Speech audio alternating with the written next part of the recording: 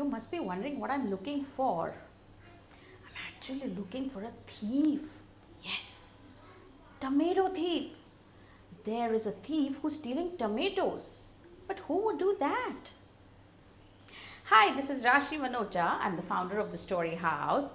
Today on World Storytelling Day, we are going to do a wonderful story. The name of the story is The Tomato Thief. Yes. Can you see this child holding a magnifying glass in his hand? Yeah, he's actually looking for the thief. But who would steal tomatoes? Let's read the book and find out. Should we? So, alright, this story is written by Niyati Parekh Sharma and illustrated by Alankrita Amaya. Let's read it.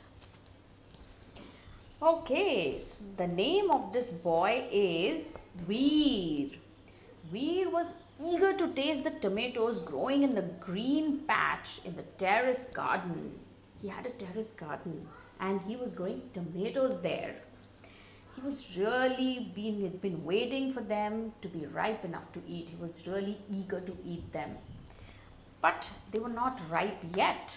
So he asked his mother, "Can we pick them now, Mummy?" "Be patient," she replied. "You have to let them turn fully red before you pick them." Can you see they have a beautiful garden, children? Yes? "How many days to go?" squealed Veer. "Maybe 3 or 4 more days," said Mama. Alright, so he had to wait for 3 or 4 more days for the tomatoes to ripen so that he can pick them up and eat them. Veer waited with excitement. Day 1, day 2, day 3. So 3 days passed and now look at the tomato. They started turning red. Yes. So it was time to pick them. Wow, Veer is so excited. On the 4th day, something strange happened. When Veer went up to the terrace garden, he was shocked. What happened? "Mummy, did you pick the ripe tomatoes?" he asked. "No, sweetheart, I did not touch them," exclaimed Mummy. "But the red tomatoes are missing." The red tomatoes are missing. Can they run away? Did someone steal them? That's strange. Who would steal tomatoes? Thought Mama. So the tomatoes are missing. Could it be Baba? He thought. "No, beta. I knew how you wanted to pluck them yourself. I did not touch them at all." Could it be Shobha auntie, our cook? Maybe she picked them up. "No, Veeramu. I have tomatoes in the fridge already. I did not go to the terrace yesterday. I did not touch them." Could it be naughty Ananya?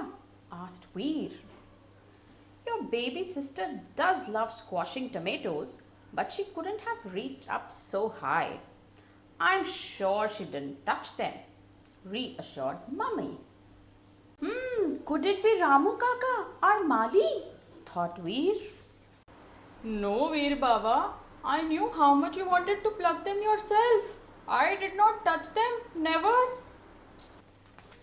And then he thought, who could it be then? He had spoken to everybody in the house. Nobody had taken the tomatoes. Then he thought, could it be my friends Pranav or Shreya? "No, Veer," said Pranav. "I did not touch them." "Nope," said Shreya. "When we played the hide the dinosaur game in your garden yesterday, I do not remember seeing any red tomatoes. I did not touch them," Shreya said. Oh, just who could it be? Wondered Veer. He had asked everybody. Now he was wondering, who could it be? Did a spaceship come from the sky and steal my tomatoes? Is that possible? Mama said, "Why don't you wait and keep a watch tomorrow?" Well, that's a good suggestion, don't you think? So let's see what he did. Helpful suggestion. The next morning, Veer noticed newly ripened tomatoes in the garden. Yes, ripe red tomatoes in the garden. He hid behind the pots for a long time to keep a watch. Baba came outside to read the newspaper on the garden swing. Can you see Baba reading the newspaper? Shobha auntie also came, and she came to take a few curry leaves from the curry plant. Naughty Ananya also came, and she made a big muddy puddle in the terrace, jumped in it for a while, and then went away. So everybody came, but nobody touched the tomatoes. He's keeping a watch. Huh? He's hiding behind the pots. Yes. Now then, Ramu Kaka came to water the plants.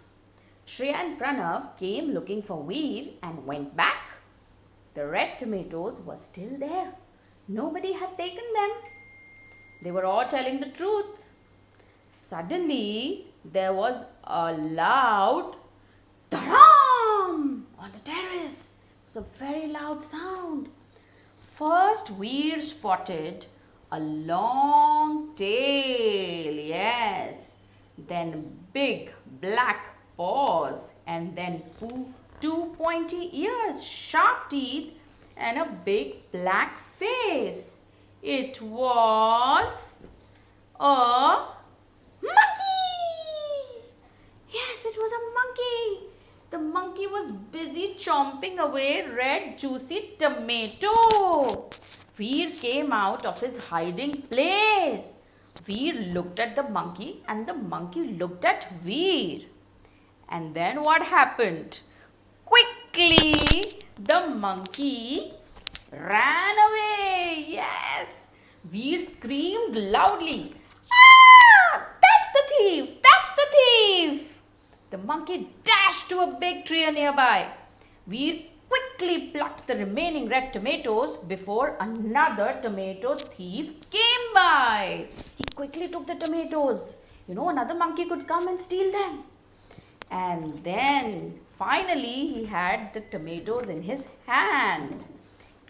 He took a bite of the red juicy vegetable. It was delicious, yummy. Do you all like tomatoes too? I love tomatoes. Okay, so that was the story of Veer and the tomato thief. I really love the story. It has beautiful illustrations, as you can see.